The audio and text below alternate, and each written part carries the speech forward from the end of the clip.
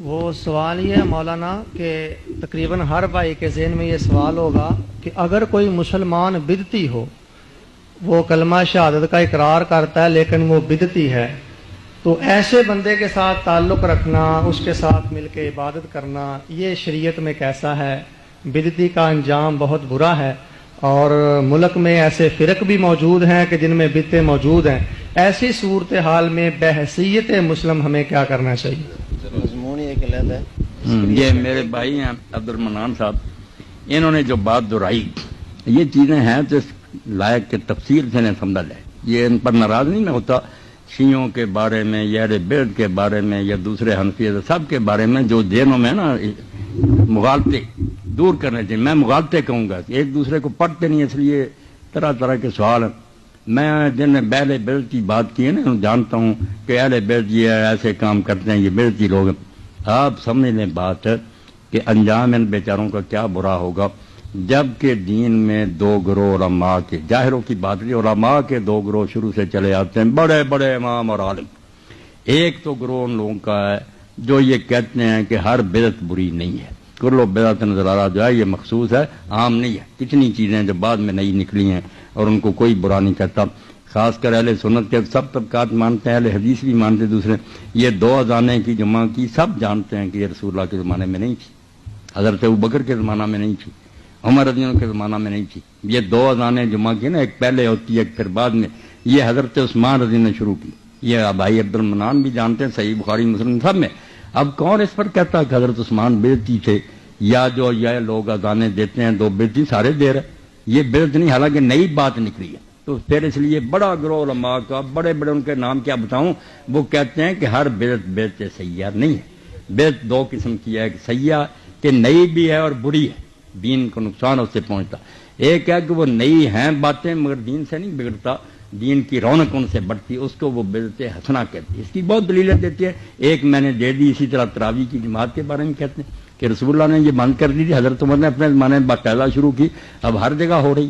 تو یہ کہتے ہیں کہ دیکھا چیزیں نئی ہیں مگر اچھی، کوئی بری نہیں۔ اسی طرح وہ گروہ ہے نا، وہ ان علماء کا ہم یہ امام نووی ہیں، ابن عبدالسلام ہیں، ابن حجر حافظ ابن حجر فتح الباری میں کہتے ہیں، شوکانی کہتے ہیں، یہ اہل حدیث کے علماء، وہ کہتے ہیں بالکل ٹھیک، ہر بدعت بری نہیں۔ بدعت 5 طرح کی ہے، ایک حرام ہے، ایک مباح ہے، ایک مکروہ ہے، ایک جو ہے نا وہ بالکل واجب ہے، فرض ہے وہ بدعت۔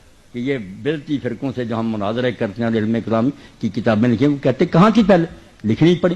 تو یہ بحث علمی ہے، وہ کہتے ہیں ٹھیک ہے۔ ایک گروہ تھوڑا چھوٹا جو کہتا ہے نہیں دین میں ہر بدعت گمراہی ہے، تو یہ مسئلہ علمی ہے، جھگڑے کی بات نہیں۔ اس بات پر ہم کہے وہ بدعتی ہو گئے، وہ کہتے ہیں اگر ہم نے قرآن مجید کھانے پر پڑھ دیا، اذان سے پہلے صلاۃ کے کوئی برا کام نئی ہے ضرور، مگر دین درود شریف کو بھی جائز کرتا ہے، قرآن پڑھنے کو بھی جائز کرتا، تو اس کو وہ بدعت حسنہ میں داخل کرتے ہیں۔ میں نے بڑے بڑے علماء کا حوالہ دیا، عبد المنان صاحب کو میں پھر بعد میں بھی دکھاؤں گا، بڑے بڑے کہ ہر بدعت کو نہ برا کہو، کئی چیزیں بدعت ہوتی ہیں مگر وہ بہت اچھی ہوتی ہیں، وہ اس پہ لگے ہوئے۔ وہ علماء جو ہیں بیچارے کہتے ہیں ہم مانتے ہیں کہ یہ چیزیں سب نئی ہیں مگر کوئی بری نہیں، میراث سے بھی نئی بات ہے، مگر یار سال بعد حضور کی محبت بڑھاتے ہیں، رونق بڑھاتے ہیں، مسلمانوں کو توجہ دلاتے ہیں، کتنا نبی اعلیٰ تمہیں خدا نے دیا، تو یہ بدعت حسنہ ہے، مانتے ہیں کہ نئی ہے مگر اچھی ہے۔ تو یہ پیچھے سے اختلاف چلا آ رہا، بڑے بڑے علماء، اس سے کوئی انجام نہیں برا ہوگا ان کے پیروں کو، بلکہ امام ابن تیمیہ جن کو جانتے ہیں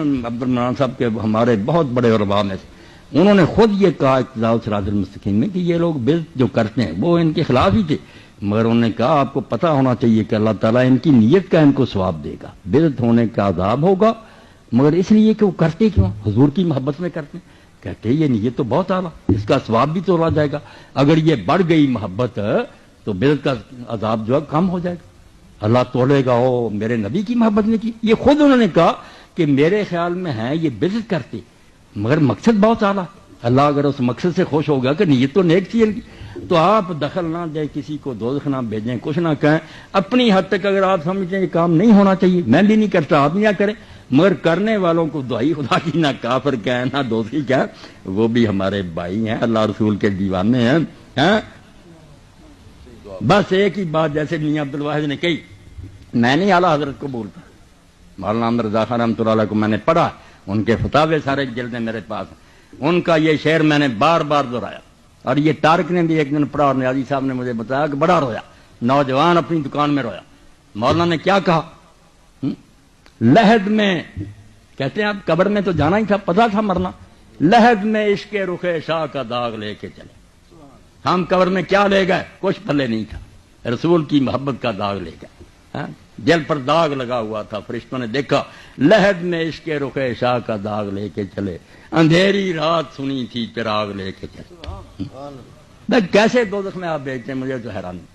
اللہ سے ڈر جائیں، کسی کو نہ دوষی کہیں نہ کافر کہیں۔